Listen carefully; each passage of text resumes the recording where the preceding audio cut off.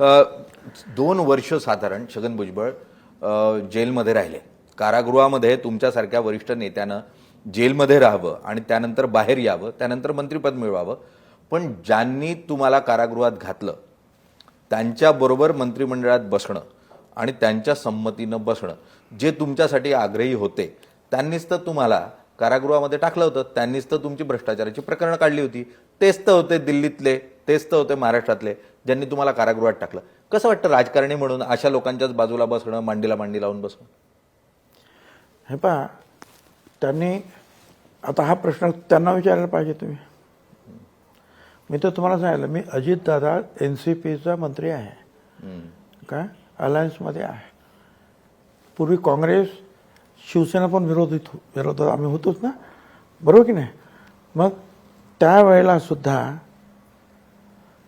उद्धवजी ठाकरे आणि एकनाथ शिंदे यांच्या मांडीला मांडी लावून बसतच होतो आम्ही 2 वर्ष. मग त्यावेळेला जर चाललं तर आता का नाही चालत?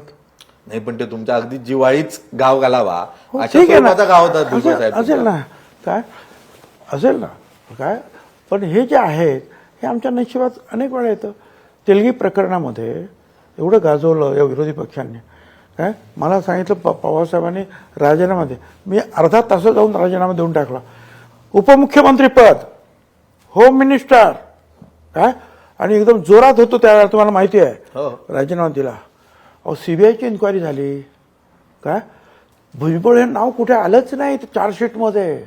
त्यांनी सगळं बोलवलं, आम्हाला चेक केलं की कुछ भी नाही आहे तो, काय आम्ही झालं ना. बरं झालं, पण झाल्यानंतर जेव्हा लक्षात आलं की काय यांचा काही संबंध नव्हता, आपण हे परत साहेबांनी घेतलं ना. तर हे जे चढ उतार जिंदगीमध्ये राजकारणामध्ये येत असतात, काय कधी त्यांनीच राजीनामा द्यायला सांगितलं होतं ना, मग त्यांनीच परत घेतलं की नाही. त्यांनीच परत 2019मध्ये शिवाजी पार्कला मला बसवलं ना. राजकारणामध्ये हे कधी कधी या सगळ्या गोष्टी होतात.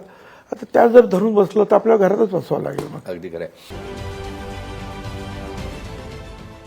देश विदेशातील प्रत्येक घडामोडींचे लाईव्ह अपडेट मिळवण्यासाठी आता साम टीव्हीच्या सर्व सोशल मीडिया प्लॅटफॉर्मला लाईक, फॉलो आणि सबस्क्राईब करा. तसंच सर्व नोटिफिकेशनसाठी बेल आयकॉन प्रेस करायला विसरू नका.